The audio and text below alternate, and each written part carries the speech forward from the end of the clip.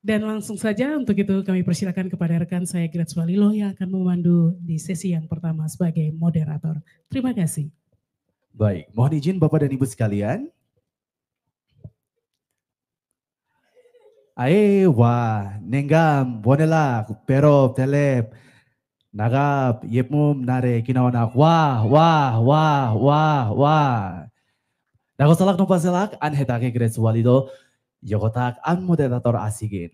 Bapak dan Ibu sekalian, mohon izin, nama saya Grace Walilo. Kali ini saya akan memimpin jalannya untuk kita punya diskusi panel kali ini. Dalam Deklarasi 46 Bahasa Daerah Provinsi Papua Pegunungan, tema utama yang diambil adalah Reviving Roots, Empowering Futures, menghidupkan kembali bahasa daerah, menyelamatkan warisan manusia, budaya, dan juga tanah Papua. Diskusi akan berjalan selama 2 jam 40 menit ke depan dengan sesi yang terbagi menjadi 3. Sesi pertama akan berlangsung dengan 3 pemateri sekaligus. Untuk itu, Bapak dan Ibu sekalian, kita akan langsung saja masuk pada sesi pertama. Saya mengundang dengan hormat. Pertama, Ketua Dewan Adat Papua untuk mengambil tempat di depan. Dengan hormat saya menyebut Bapak Dominikus Sorabut untuk mengambil tempat di depan.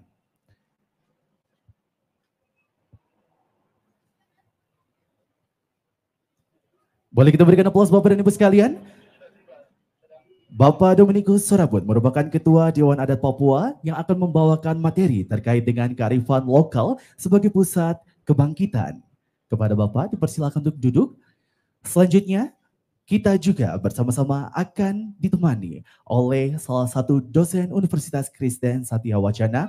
Dengan hormat saya mengundang Bapak Melkior Sitok Dana mengambil tempat di depan. Boleh kita berikan aplaus Bapak dan Ibu sekalian? Bapak Melkior Sitok Dana merupakan dosen Universitas Kristen Satya Wacana yang akan membawakan materi terkait dengan sinergi budaya dan pembangunan.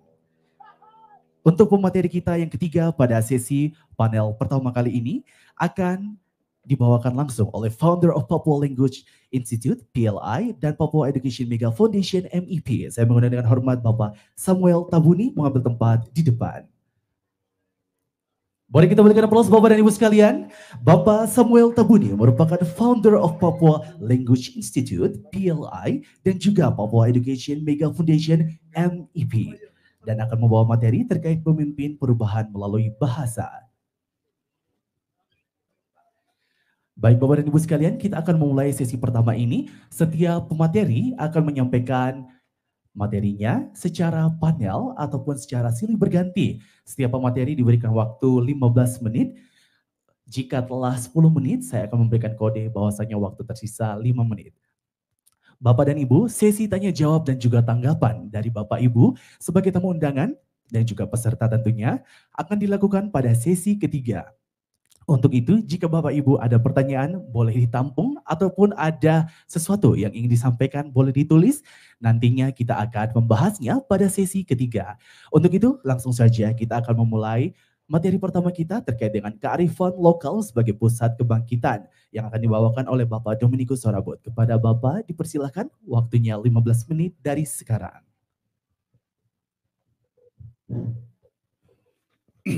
Wah, terima kasih moderator, para tamu undangan Pak PC yang saya hormati.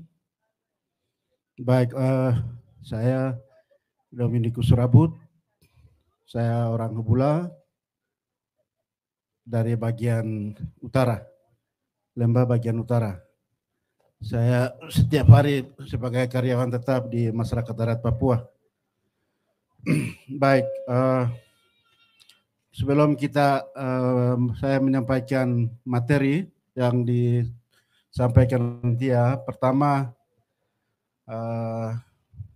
hari ini tanggal 8 Maret secara internasional dirayakan sebagai Hari Women Day, Hari Perempuan. Selamat untuk perempuan, ibu, anak-anak, semua. Selamat untuk kalian.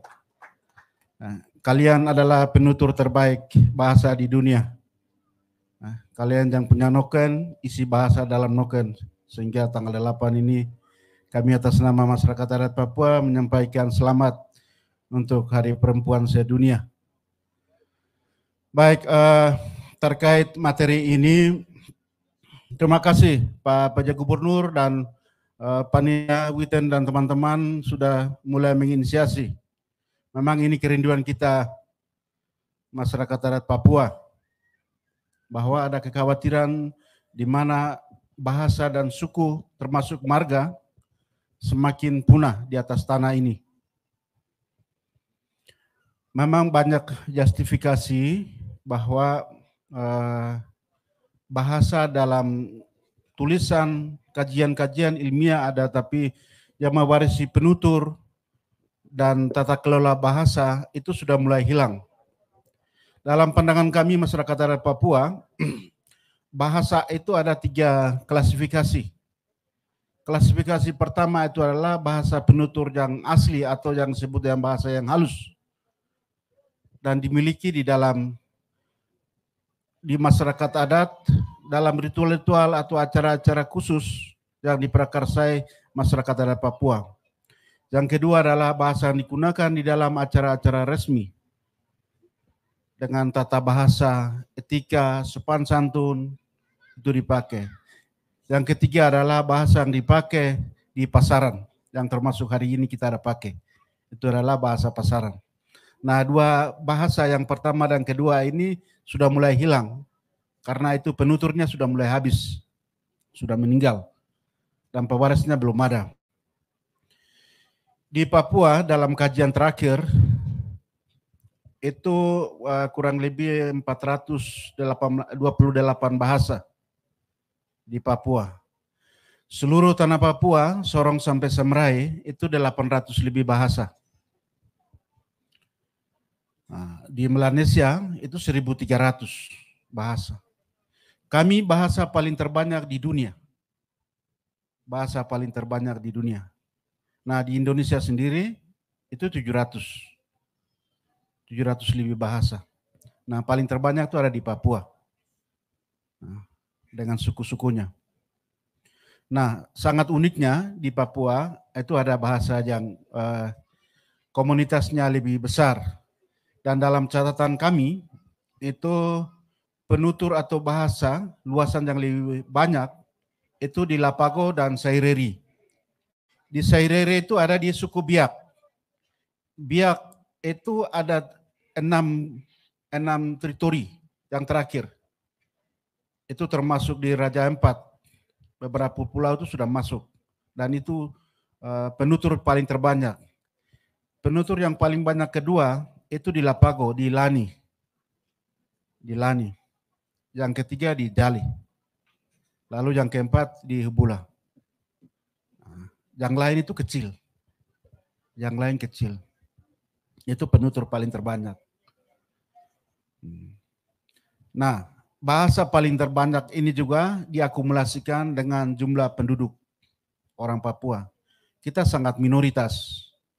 Nah, dari 5 juta lebih penduduk, orang Papua hari ini 1,7 juta. Nah, 7 juta. Nah, sekarang kita distribusikan di 7 provinsi. Itu berapa? Sangat kecil. Sangat kecil. Bagaimana mungkin sangat kecil kemudian kita mewarisi penutur dan bahasa? Itu kekhawatiran kita. Memang ada Uncen, ada beberapa kampus-kampus swasta yang sedang melakukan kajian-kajian. Dulu ada SIL bagus. Tapi kemudian SIL dihengkang, bukan hengkang tapi dihengkang dari Papua. Nah, dari Papua. Kemudian fasilitas itu diserahkan ke Uncen, tapi kemudian Uncen tidak melakukan revitalisasi tentang bahasa-bahasa di Papua. Itu kekhawatiran. Kekhawatiran. Kami coba dalam perjalanan di saudara-saudara kami di Pasifik, itu sungguh luar biasa. Ada kebebasan untuk menggunakan bahasa. Ya. Misalnya kita datangi di Fiji, katakan di Fiji ada Inggris, tapi ada bahasa lokal, bahasa nasional. Dari bahasa nasional juga ada bahasa lokal di antara mereka. Dan itu sangat kooperatif dan sangat biasa dipakai, diberikan kebebasan, tidak ada diintervensi. Nah, kita di sini dikhawatirkan. Dulu tahun 90-an kami masih sekolah di SD. itu guru-guru luar Papua, kita tidak diperbolehkan untuk menggunakan bahasa daerah. Nah, ketika kita menggunakan bahasa daerah, itu dihukum, diancam. Ya. Itu artinya bahwa menasionalisasi bahasa dalam satu tujuan dan satu kerangka. Nah. Kemudian hari ini kita merasa penting dengan bahasa daerah. Ini kan ketidakkonsistenan negara terhadap untuk menyelamatkan suku-suku di Papua. Ketidakkonsistenan. Ada studi kasus di Papua, beberapa marga sudah hilang. Di Jayapura, itu di Engros, Tobati, Nafri, di Nabire, itu yang orangnya ada Victor itu. Itu dia punya keluarganya satu marga, beberapa marga sudah hilang. Di Sorong, suku Moi, itu sudah hilang. Ya. Sukunya ada, bahasanya ada, tapi sudah hilang. Nah, di Papua sendiri bahasa paling terbanyak itu yang dimiliki oleh Pak PJ Gubernur di daerah Serui. Di Pak PJ Gubernur orang Ambai, tapi Ambai di samping juga itu bahasanya sudah lain. Sudah lain. Jarak antara dari sini Kalibalim sudah lain bahasanya. Itu yang ada di Serui. Dan bahasanya terlalu banyak. Ya. Tapi apakah itu bahasa sudah diwariskan, sudah direvitalisasi? Belum. Ya. Di Papua memang ada balai bahasa, ada dewan kesenian dan lain-lain, tapi saya tidak mengerti kita kerjanya apa. Ya. Kerjanya apa? Karena kita menunjukkan bahwa anak aku nih, saya manusia, itu tidak bisa pakai alat ukur yang lain. Pertama itu alat petunjuk adalah bahasa. Ya. Kita akan mengklaim, saya ini pemilik, alat ukurnya adalah bahasa. Ya. Bukan bahasa harian, tapi bahasa dua yang tadi klasifikasi saya sampaikan itu. Ya. Karena itu ada totemnya. Ada totemnya.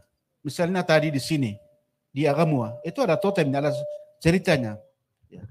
Orang Jali datang dari sana, dari Kalibalim, kemudian kita semua kumpul di sini, kemudian ada peristiwa, yang namanya peristiwa Narwekul. Lalu kita sudah mulai menyebar.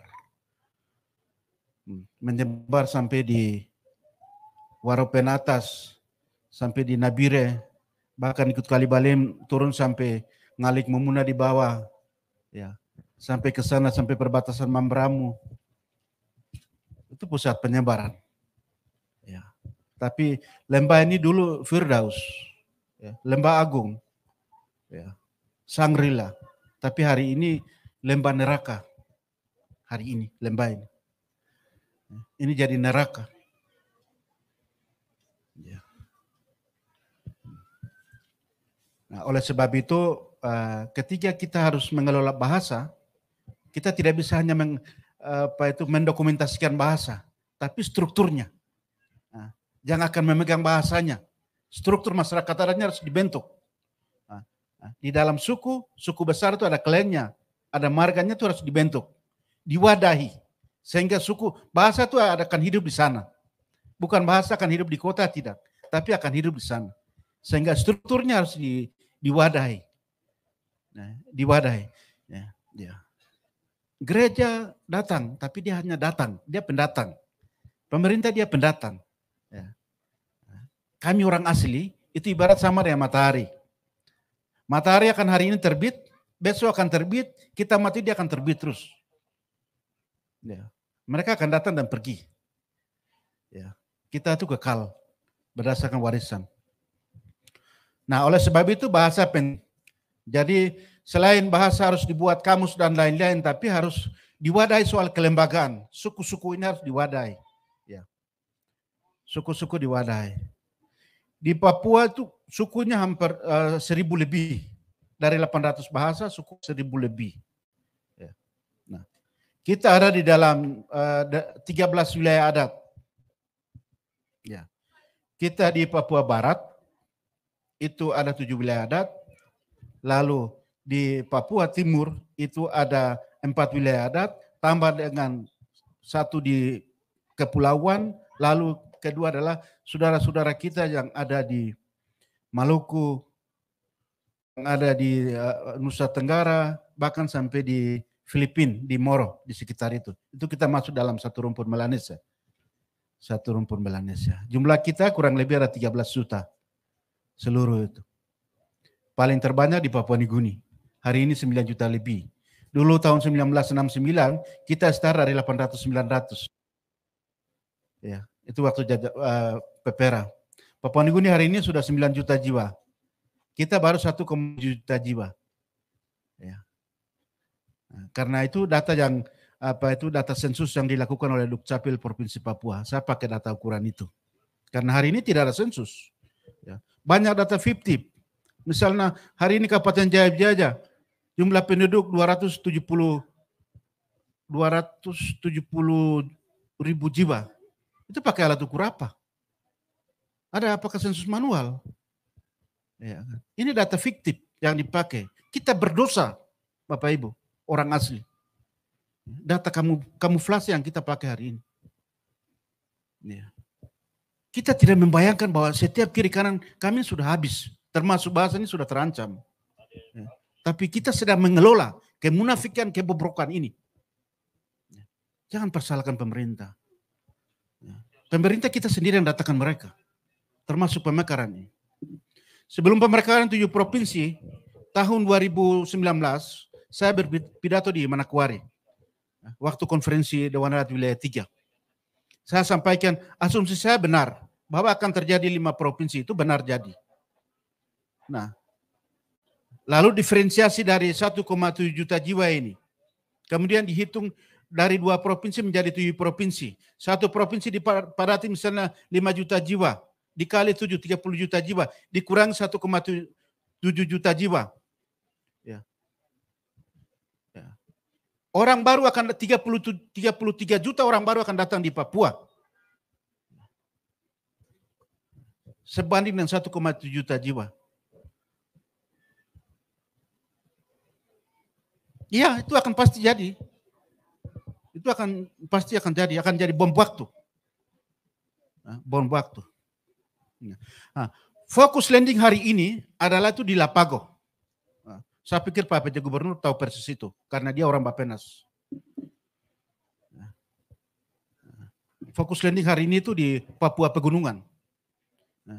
Izin Bapak, 2 menit lagi. Di Papua Tengah, di pesisirnya sudah dikuasai, tinggal di gunung. Ya.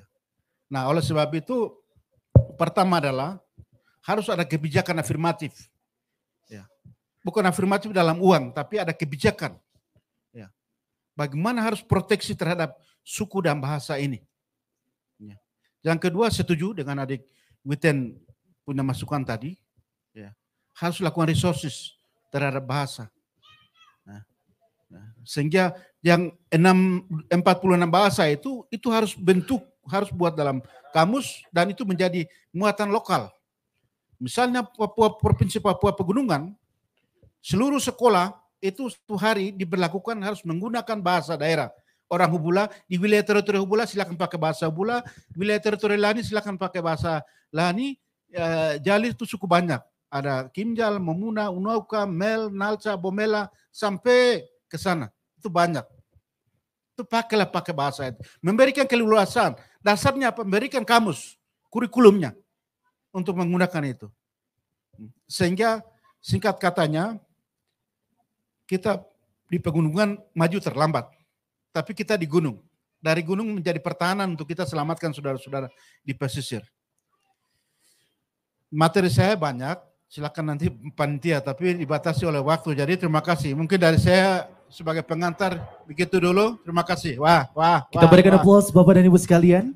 Itu dia materi terkait dengan kearifan lokal sebagai pusat kebangkitan. Ada 3 hal penting yang dapat kita ambil bersama-sama. Pertama, adanya ketidakkonsistenan terkait dengan bahasa yang terjadi.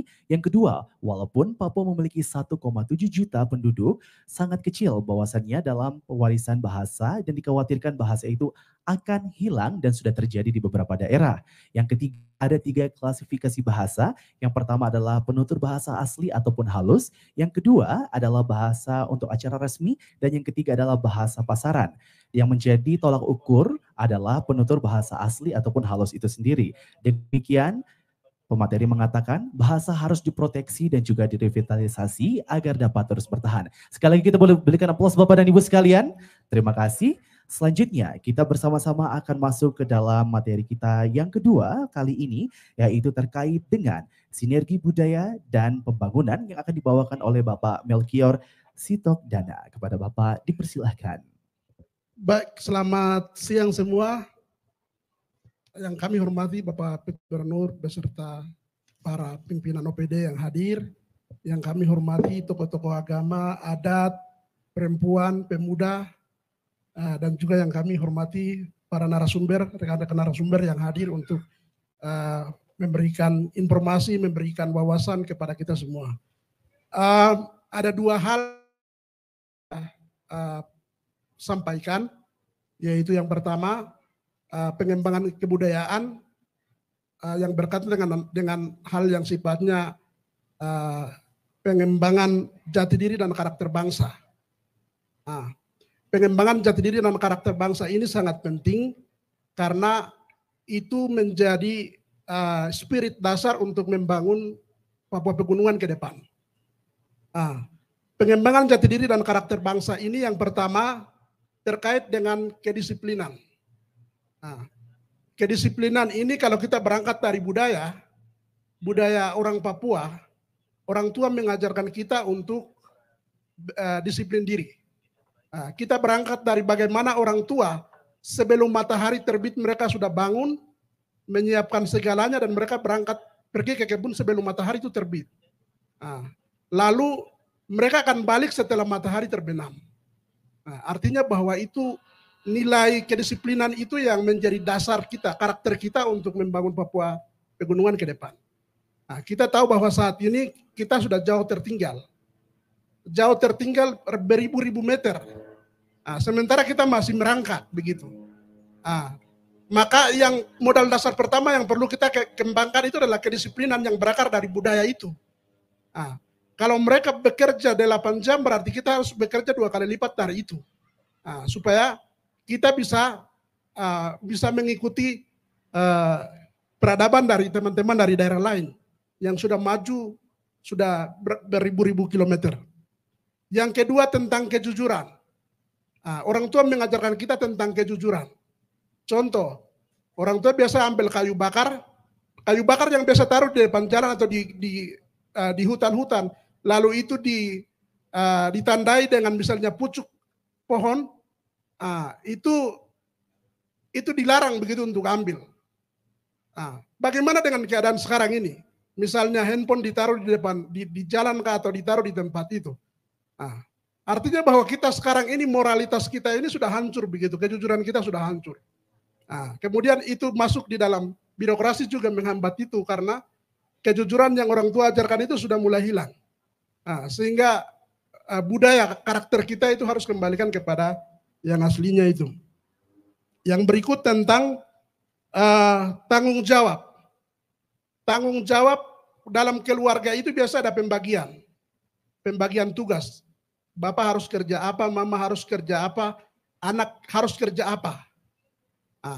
Anak yang tidak bekerja itu tidak dikasih makan.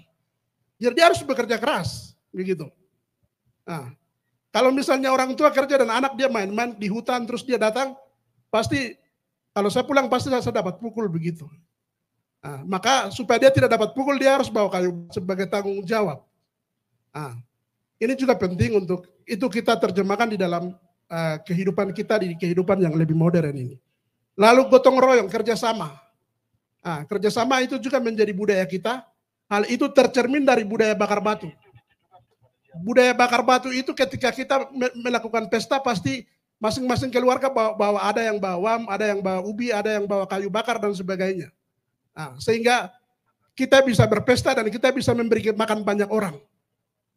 Ini peran inisiatif dari masing-masing orang, masing-masing pribadi untuk bertanggung jawab untuk kepentingan banyak orang. Ini hal budaya dasar kita yang perlu kita kembangkan ke depan begitu.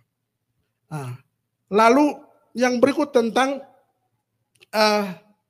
tentang pendidikan pola asrama. Pendidikan pola asrama kita sebenarnya pendidikan itu bukan hal baru. Tapi secara turun-temurun nenek moyang kita sudah menerapkan pendidikan secara tersistematis. Di jenjang umur tertentu diberikan inisiasi adat, tingkat dasar, tingkat menengah, lalu tingkat lanjut. Hal itu sama juga dengan pendidikan modern. Ada tingkat dasar, ya, PAUD, TK, SD, lalu menengah, SMP, SMA, tingginya itu perguruan tinggi, level yang paling tinggi. Artinya bahwa pendidikan ini bukan barang baru, barang lama yang kita sudah praktekkan begitu. Tinggal bagaimana dengan ilmu yang kita dapatkan ini terjemahkan di dalam proses pembangunan ke depan.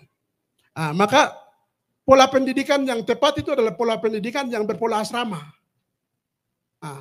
Kenapa pendidikan pola asrama? Karena dalam praktek pendidikan tradisional kita, pasti laki-laki disendirikan, perempuan disendirikan di dalam beberapa suku begitu, disendirikan. Lalu dididik di sana. Ke depan perlu kita buat seperti itu untuk membangun karakter dan menyelamatkan generasi dari degradasi tadi, moral, etika dan sebagainya. Jadi tadi generasi kita sekarang ini itu generasi yang moral dan etikanya sudah hancur. Yang tersisa yang perlu kita selamatkan itu ya dengan pendidikan pola asrama.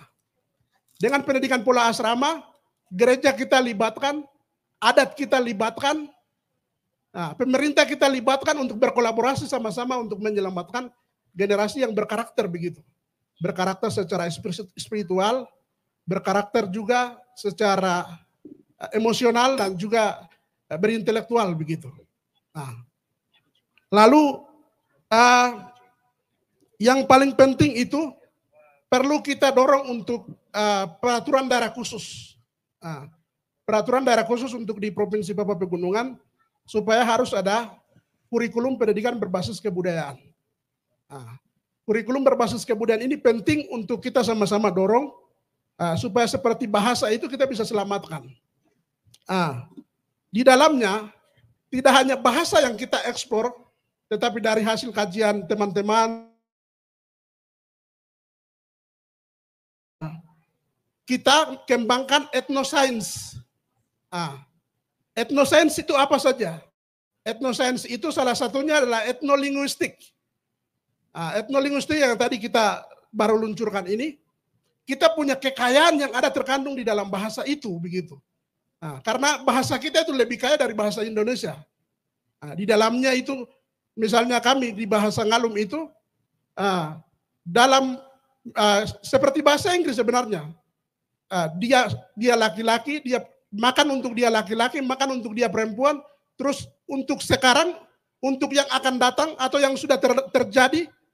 Jadi ini hampir sama juga dengan tenses di bahasa Inggris begitu. Ini yang perlu teman-teman yang dari bahasa, generasi muda yang belajar di bahasa perlu eksplor itu. Kemudian itu bisa kita bakukan dan bawa ke dalam pendidikan formal begitu.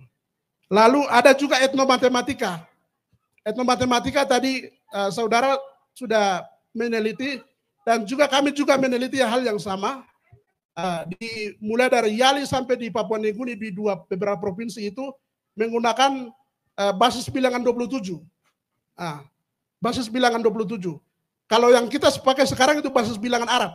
Jadi basis bilangannya 10. Lalu pengembangannya 0 sampai 9, terus pengembangannya itu kalau 10, 1 dengan 0, 1 dengan 1 dan sebagainya. Sedangkan kita punya ini sudah lebih dari itu. Basis bilangan 27.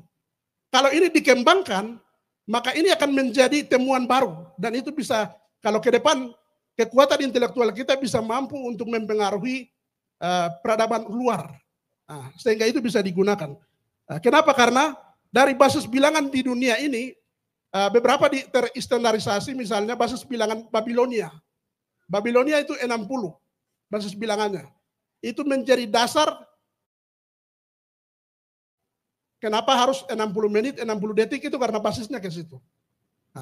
Lalu basis bilangan seperti Romawi yang terstandarisasi dan bisa kita gunakan angka-angka Romawi. Kita punya cukup kaya juga 27 atau ada yang lebih dari itu. Kenapa 27 yang kami teliti itu? Karena mata uang tradisional yang biasa orang pakai untuk bayar mas kawin dan sebagainya, itu idealnya itu 27. Yang biasa lingkar di leher itu.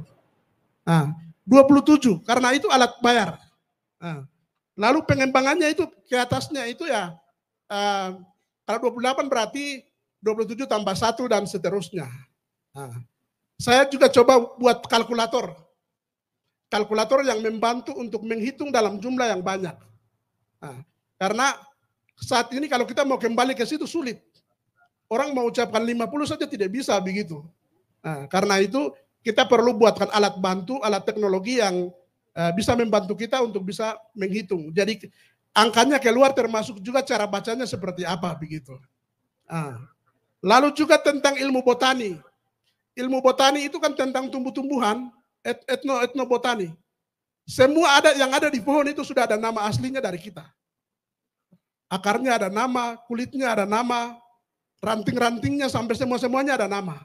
Ini tugas kita untuk merangsang generasi muda untuk mengidentifikasi pohon yang ada, termasuk juga pohon obat.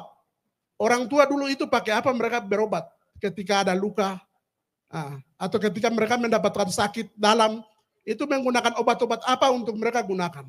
Jadi kita kembangkan perkebunan seperti obat-obatan itu perlu kita kembangkan ke depan begitu. Lalu juga yang lain-lainnya, etnoarsitektur, bagaimana membangun rumah modern dengan model adat, model tradisional kita sendiri. Ini yang perlu kita dorong supaya kita memproduksi iptek, bukan kita menjadi konsumen orang lain. Saya pinjam kata Kakak Peon bilang kita ini bukan tim sukses. Tim suksesnya iptek orang lain. Tapi kita sebagai bangsa, sebagai generasi yang sedang maju, kita sudah harus memproduksi iptek sendiri dengan kekayaan budaya dan kekayaan alam yang kita miliki. Izin 3 menit lagi Bapak. Oke, siap. Terima kasih. Lalu budaya itu sifatnya dinamis. Jadi kita tidak mungkin hidup mengembangkan budaya dalam hal yang seperti tradisional dulu begitu. Dikatakan dengan generasi sekarang. Data statistik itu menunjukkan generasi X dengan generasi Z itu lebih dominan dibanding dengan generasi yang tua. Artinya bahwa yang tahu budaya itu adalah generasi tua yang sudah sedikit lagi sudah punah. Sehingga sekarang itu adalah bagaimana kita mendekatkan kebudayaan itu kepada generasi sekarang. Generasi sekarang itu generasi visual. Mereka mau baca buku saja sudah tidak bisa. Mereka itu lebih enak itu ketika mereka langsung nonton, ikuti dan langsung dong mengerti. Sehingga dari bahasa yang tadi, dari ilmu-ilmu kita yang tadi, ilmu dari budaya, ilmu dari alam dan juga ilmu dari sejarah, itu perlu kita misalnya kembangkan dalam bentuk digital. Digital itu ya bisa dalam bentuk animasi atau bisa dalam bentuk aplikasi Android. Misalnya saya kembangkan lagu tradisional dengan menggunakan aplikasi. Atau kita bisa membuat film atau bisa membuat game cara berburu atau game untuk cara panah dan sebagainya supaya generasi muda mereka lebih dekat dan bisa lebih user friendly untuk mereka begitu. Oke, terima kasih. Baik, pas sekali waktunya. Kita berikan aplaus Bapak dan Ibu sekalian. Terima kasih kami ucapkan kepada Bapak Melchior Sitokdana terkait dengan materi sinergi budaya dan juga pembangunan. Ada beberapa poin-poin terkait dengan budaya untuk membangun. Yang pertama adalah kedisiplinan, yang kedua adalah kejujuran, dan ketiga adalah tanggung jawab. Kedisiplinan adalah modal awal untuk membangun Papua Pegunungan dengan jujur untuk memulai suatu perubahan. Oleh karena itu diperlukan Perdasus terkait dengan kurikulum bahasa daerah. Selain itu juga ada catatan penting terkait dengan ethnoscience, ethnomathematics, dan juga ethnobotanik, also arsitektur terkait dengan arsitektur itu sendiri. Untuk itu terima kasih kepada pemateri kita yang kedua. Kita berikan sekali lagi Bapak dan Ibu sekalian. Untuk itu langsung saja kita melangkah pada pemateri kita yang ketiga. Kita akan mendengarkan terkait dengan memimpin perubahan melalui bahasa. Kita langsung akan mendengarkannya dari Bapak Samuel Tabuni sebagai founder of Papua Language Institute, PLI, dan juga Papua Education Mega Foundation, MEP. Kepada Bapak, dipersilahkan. Baik, terima kasih Pak Moderator atas waktu. Pertama, beri aplaus untuk adik ini, anak Etienne dan semua pasukannya ini, luar biasa ya. Kami semua harus bangga kalau ada anak-anak asli Pegunungan yang sudah 14 tahun ya. Sampai hari ini kami boleh duduk bersama. Terima kasih kepada timnya dan terus maju, yaitu saran dari saya. Kedua, Bapak Gubernur yang kami hormati, kami banggakan beserta kepala-kepala SKPD yang hadir, Bapak Ibu beserta Lokakarya Deklarasi 46 Bahasa yang saya banggakan, dan teman-teman moderator. Saya diberi tema memimpin perubahan melalui bahasa. Jadi mungkin saya coba lihat gambaran umum dulu supaya ini tema yang diberikan kepada saya, memimpin perubahan melalui bahasa. Pertama, kehidupan dunia ini berubah karena bahasa. Nah, itu satu. Kedua, dunia ini berubah juga karena populasi, ya, pengguna bahasa itu. Ketiga, orang yang mayoritas dan punya teknologi, punya alat, uang, kekuatan itu menjadi mendominan, ya. Jadi hari ini saya mau bilang kita deklarasi bersama-sama, tapi ancaman ke depan kita orang gunung dan orang gunung bisa baku bunuh sendiri, baku kasih habis sendiri, karena kita tidak menjaga keseimbangan antara suku satu dan suku satu, ya. Peluang, misalnya memberi peluang, karena selama orang itu dia mayoritas kemudian terus menerus promosikan bahasa, dia akan lebih cepat maju, dia lebih cepat mendominasi. Nah, kita di gunung, saya lihat banyak masalah. Ini kita tadi banyak hal bicara secara hal-hal yang teknis dan bisa kita terapkan dalam kehidupan kita, terutama di pemerintah. Tapi yang menjadi ancaman hari ini, kita orang gunung dan orang gunung ini tidak saling baku bekerja sama. Itu salah satu ancaman. Kita tidak bisa salahkan pemerintah dari sisi regulasi dan seterusnya. Nah, ini contoh, ya. Inggris hari ini menjadi bahasa dunia karena dia menguasai hampir 200-an negara, ya. Ya, itu dia ada di bawah dia, persemakmuran itu. Karena pengguna bahasa Inggris lebih banyak, dia punya kekuatan politik, dia punya semuanya. Hari ini Inggris jadi bahasa dunia, ya. Tadi memimpin melalui bahasa, ya. Kemudian Indonesia, ya. Kita di Papua ini Indonesia karena semua orang 280 atau 270 juta penduduk Indonesia pengguna bahasa Indonesia, kita di Papua juga harus bahasa Indonesia, mau tidak mau. Nah, di gunung ini bahasa Lani. Ini kalau orang Lani banyak, orang di mana-mana, ya kadang-kadang keluarga kita Lani bicara dengan orang di Nduga juga bahasa Lani. Jadi mau tidak mau harus bicara bahasa Lani, ya. Nah, ini pengaruh-pengaruh yang kemudian kita tidak akan berdiri, ya. Jadi ini menurut saya memimpin diri sendiri, suku sendiri, menggunakan bahasa sendiri ini sangat penting, ya. Karena itu soal identitas, harga diri, semua filosofi kehidupan itu ada di dalam bahasa, ya. Orang Yahudi, kalau dibilang Yahudi, dia pertama bahasa Ibrani. Bisa bahasa Ibrani baru bilang dia Yahudi. Nah, kita di Papua bisa bahasa Lani baru ini orang Lani. Jadi sangat identik, ya, betapa pentingnya bahasa. Perubahan di dunia mulai dari teknologi, politik, ekonomi, ini semua karena bahasa. Dan saya sekali lagi terima kasih karena anak ini sudah mulai dengan luar biasa. Kita pemerintah, tokoh, pimpinan akademisi, aktivis, semua kita akan dukung, ya. Apapun tadi, terima kasih karena Bapak Gubernur sudah memberikan, ya, dukungan yang luar biasa dari hari ini ke depan, seterusnya kami berharap. Nah, sekarang kita di Papua Pegunungan, ini 46 bahasa. Saya sendiri, Bapak Ibu, Bapak Gubernur izin, saya di Nduga ini, kita ada walaupun satu suku, tapi ada Nduga bagian Asmat ada, ini kita bilang itu dari sisi budaya itu Nduga Asmat. Terus ada Ngalik Nduga, itu orang Nduga yang berbatasan dengan Yaukimo.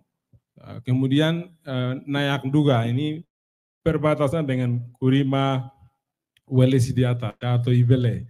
Terus ada Lani Nduga, ini saya ini Lani Nduga. Keluarga saya ada di Balingga, ada di Kuyawagi, ada di Sinak. Terus ada Amung Tau. Amung Tau ini orang Duga yang ada di Amume, suku Amume dan juga Damal. Terus ada juga orang Duga di Intan Jaya sana, Duga Moni. Nah, bagaimana mengatur semua ini? Ini kembali pada pemerintah daerah. Ya, pemerintah daerah ini punya kapasitas, punya akses, punya sumber daya untuk menggerakkan itu. Dan saya berharap sering kita harus duduk seperti ini untuk membantu pemerintah, tidak hanya di tingkat provinsi tapi kabupaten-kabupaten, karena pengguna aktif bahasa itu masih di kampung-kampung. Jadi Bapak Gubernur izin, kami di Nduga ini hampir 85% itu tidak bisa berbahasa Indonesia secara baik.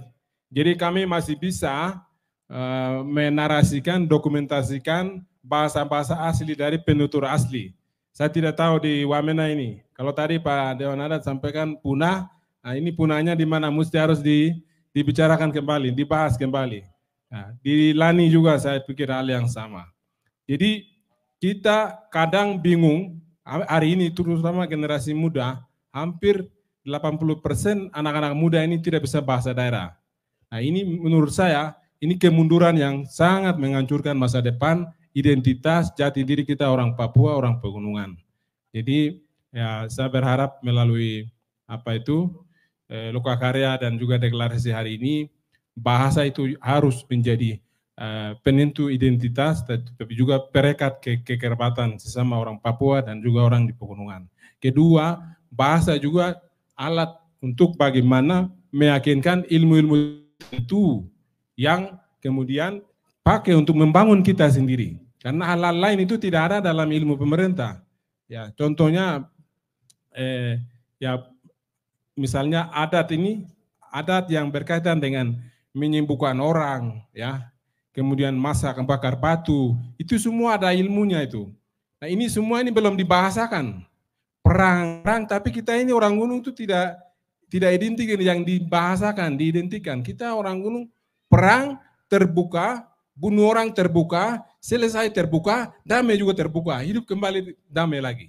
Gitu. Ini semua mesti harus dibahasakan, dinarasikan di dalam kurikulum dan kemudian menjadi ilmu yang kemudian dipakai oleh negara lain atau daerah lain di Indonesia, ya. Karena banyak hal penting yang kemudian kita bisa promosikan. Nah, saya kemarin di Papua Nugini itu 850 suku bahasa. Mereka setiap tahun itu festival budaya dan bahasa. Nah, saya izin Pak Gubernur kalau ke depan kita di pegunungan ini harus ada festival budaya dan bahasa. Ini harus jadi rutin, ya rutin. Kemudian pembagian dinas badan kantor di wilayah pegunungan ini mesti harus ada semua suku-suku itu harus ada. Supaya dia itu hidup terus suku itu, mewakili suku itu, orang itu dia berperan, memainkan peran di dalam pemerintah. Kemudian guru-guru yang ke daerah-daerah mengajar di kampung-kampung, dia mesti harus bisa bahasa daerah setempat. Itu bagian dari menghargai mereka, tapi juga bagian dari alat kontak dia untuk sukses program dia. Itu. Mantri misalnya, guru-guru, pegawai. Jadi di pegunungan ini mesti diwajibkan siapa yang bekerja di pegunungan, dia mesti harus menguasai bahasa daerah, paling tidak. Gitu. Sehingga kita juga turut merasa dibantu oleh keluarga lain yang datang bekerja dan membangun negeri ini. Tidak hanya kita sendiri yang berjuang sendiri. Karena ini juga bagian dari membangun peradaban bangsa, peradaban kekayaan negara, tapi juga lebih khusus identitas orang Papua. Ya, mungkin itu dari saya. Baik. Ya, terima kasih. Terima kasih. Kita beri aplaus Bapak dan Ibu sekalian. Itu dia pemateri terkait dengan memimpin perubahan melalui bahasa. Dalam materi ini ada beberapa hal yang dapat kita ambil. Pertama, dunia berubah atas dominasi seperti siapa yang memegang teknologi dan hal-hal lainnya sehingga bahasa juga dikuasai oleh mereka yang mendominasi. Yang kedua, perubahan harus ada sinergitas. Contohnya antara sesama orang gunung dan juga orang lembah harus saling support. Oleh karena itu pemerintah harus support hingga ke kampung karena penutur asli dari bahasa paling banyak sekitar 85% ada di daerah-daerah kampung dan harus ada festival bahasa untuk sarannya. Untuk itu terima kasih kami ucapkan. Sekali lagi mungkin kita dapat berikan aplaus Bapak dan Ibu sekalian. Terima kasih kepada Bapak Samuel Tabuni sebagai founder of PLI and MEP. Untuk itu, kita telah berakhir di